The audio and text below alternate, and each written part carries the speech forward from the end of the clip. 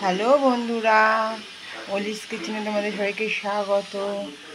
আজকে আমি লাঞ্চের মেনু নিয়ে বসে পড়েছি, রান্না করে দেখাইনি, একেবারে খেতে বসে পড়েছি। কি কি রান্না করেছি দেখিয়ে দিই।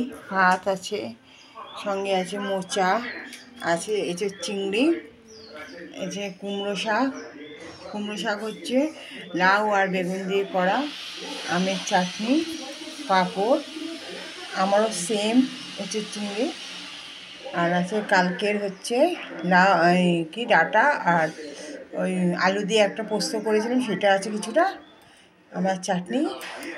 আমারও সেম খাওয়ার, কিন্তু একটা এক্সট্রা আছে হচ্ছে চিংড়ি মাছের মাথা বাটা, পেঁয়াজ রসুন শুকনো লঙ্কা ভেজে, চিংড়ি মাছ ভেজে দিয়ে একেবারে ভালো করে হাতে শিল নোড়াতে বেটেছি।